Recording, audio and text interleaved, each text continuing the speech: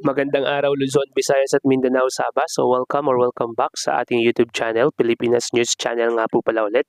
In this video, magkakaroon po tayo ng mga updates tungkol sa boxing world and at the same time sa politics. Okay? Dito po sa Sports Talk PH, simulan na po natin. Sabi po dito, hindi mo rin talaga masisisi si Janril Casimero kung bakit 6 na taon na itong naghahamon kay Naoya Inoue para ka kasing nanalo ng jackpot sa loto nang dahil sa laki ng kikitain mo sa pag si Inoue ang nakalaban mo. So mga kababayan, kung mapapansin po ninyo sa listahan po natin sa baba ng estimated earnings of boxers in their fights against Naoya Inoue. So pinaka-recent po kinalaban po ni Naoya Inoue si Alan Picasso. Siya po ay kumita ng $2 million. Marlon Tapales, $1.8 million. Ramon Cardenas, $1.5 million. Yijun Kim, $1.2 million. TJ Duheny, $500,000. Stephen Fulton, $3 million.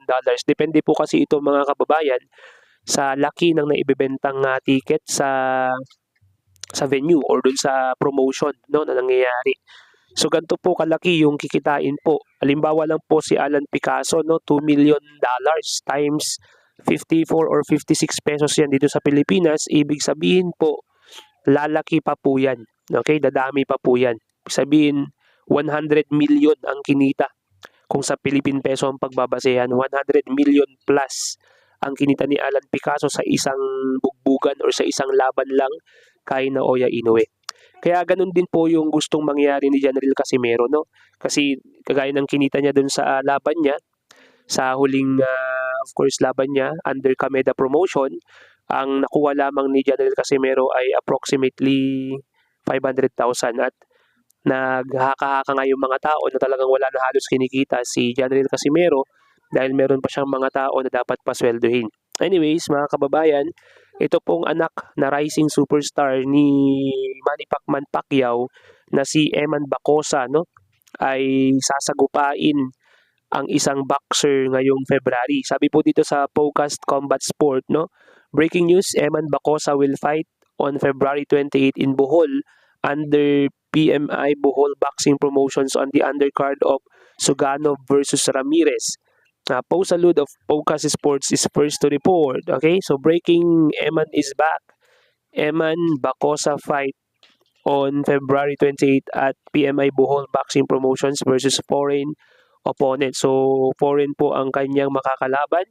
At bilang kakalap po natin ng detalye dito po sa KO Boxing Channel, sinabi po dito, mapapasabak ang ating pambato sa lightweight division na si Eman Bacosa Pacquiao kontra sa Indonesian fighter. Yun nga po, foreigner, no? Na si Reynold Kundimang sa Tagbilaran City, Bohol sa paparating na February 28, 2026. So ito po yung tail of the tape mga kababayan. Si Eman Bacosa, ang kanya pong kartada ay 7 wins, 0 loss and 1 draw. Ang kanya pong KO percentage ay 57.14% and orthodox po siya. At 22 po ang kanyang age, of course taga Philippines. Samantalang ang kanyang mga kalaban, Reynold Kundimang. Ang record po nito ay 9 wins, 7 ang talo, 3 po ang draw. At ang KO percentage po nito ay mas mababa ng 30 plus percentage kay Eman Bacosa. So 22.22% lamang po ang KO nito or KO power. Ganun pa man po, orthodox din po silang parehong dalawa. Age, mas matanda po ng konti, 3 taon. Itong ating Indonesian boxer. So dito po mga kababayan, masusubok ang lakas ni Eman Bacosa, no? At hopefully mapatunayan po niya na mali yung sinasabi sa kanya ng ibang boxer, ng ibang boxing fans at mga expert na dapat siya sa ano lang, kumbaga sa showbiz lang mga kababayan, no?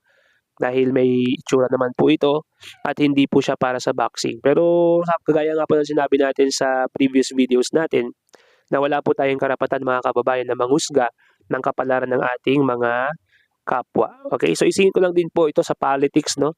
Ito po yung trending po ngayon social media mga kababayan. Ito mong January 18, 2026, no? Sa Facebook page ng Bongbong Marcos, no? Mayroon pong nakalkal yung mga netizens natin, no? Ang kukulit po kasi ng mga netizens natin. At ito po yung post ni President Bongbong Marcos sa kanyang Facebook page na nagngangalang Bongbong Marcos. Sabi po niya dito, and I quote, at sinabi po niya mismo, "Salamat sa aking matalik na kaibigan na si Rody Duterte." Minention niya po, ito ang tunay na walang iwanan. Yan, tapos nakikita po natin yung pictures, 5 po sila nakatayo, tapos yung pong kanilang mga kamao ay nasa front ng camera. So parang kumbaga PDP laban nung unang panahon. Sabi po dito, 2016 challenge ni Marcos Jr. kasama ang kanyang matalik na kaibigan. Talagang hinighlights pa po doon, no? Talagang pinalaki pa yung mga letters, yung mga font para makita talaga at maasar talaga ang ating presidente. Galing po sa gumawa nito. Sabi po dito, kumakalat ngayon sa social media ang isang 2016 Facebook post ni Bongbong Marcos Jr. matapos itong muling hukayin ng mga netizen bilang bahagi ng nauusong 2016 challenge. So yan po yung nakalat natin mga balita, mga kababayan, sa politics and sa boxing. So hopefully mga kababayan ay alam nyo, ang Diyos tumawag ng talagang leader na maitataguyod ang bansang Pilipinas. So far, nandiyan pa si Bongbong Marcos, ibig sabihin, ang Diyos ay inaalaw pa siya na maging presidente ng Pilipinas. Dahil kung wawasakin niya ang Pilipinas, kung pagkakaguluhin niya ang Pilipinas, then ang Diyos mismo ang magtatanggal sa kanya. Vox Populi, Vox Dei. Sabi nga, ibig sabihin, kung ano yung voice of the people, yun din yung voice of God. So kung ang mga tao magkakaisa, kagaya ng people's power, people power nung unang panahon sa EDSA 2, no, yun din po ang boses ng Panginoon ibig sabihin. So ibig sabihin, hindi pa po kumpleto ang boses ng Panginoon dahil kukunti pa lamang po yung mga tao na nag-aalsa or nagbabalak, no? Or maaaring hindi natin alam, baka wala naman talagang kasalanan si Bongbong Marcos or baka hindi lang din po natin alam, which is yung Diyos lang ang nakakaalam.